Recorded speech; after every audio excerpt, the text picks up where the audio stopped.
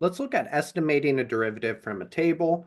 The derivative is the slope at the point. It's the instantaneous velocity in some of those situations.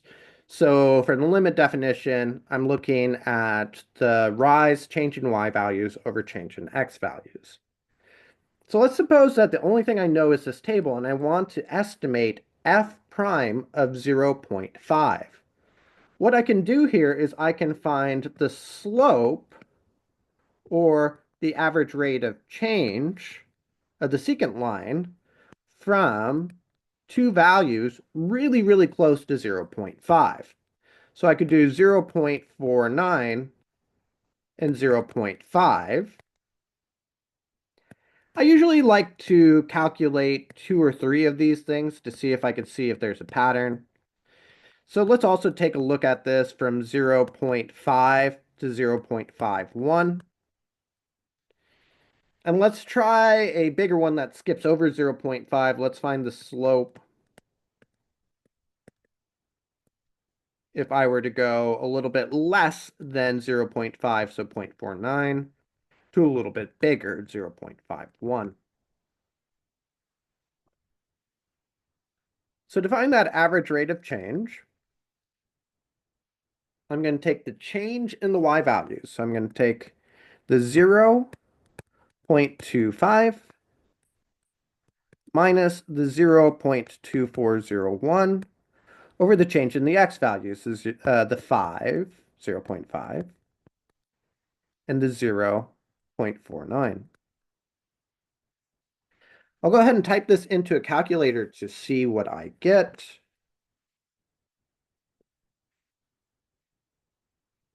It gives me 0.0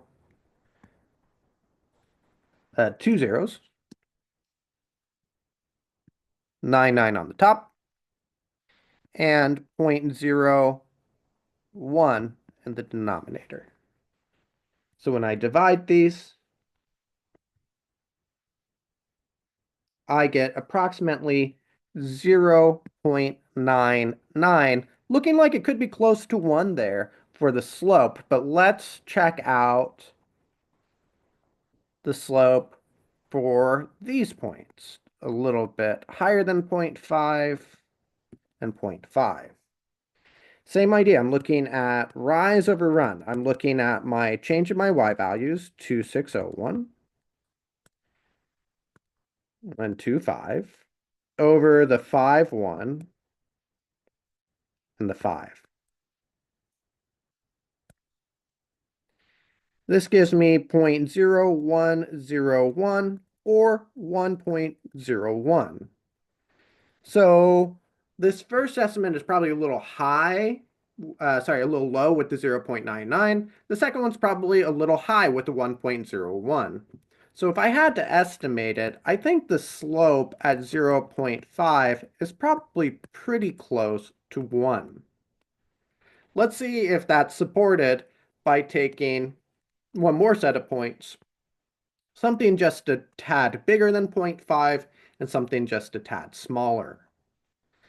So if I'm looking at the difference between 0.51 and 0.49, I take their y values, the 2601 and the 2401, and I subtract the x values, 5, 1, and 4, 9. This gives me 0.02 divided by 0.02, gives me an estimate of 1. So if I'm analyzing all these things together and I'm wondering what value these things are getting close to, it looks like the slope is pretty close to 1.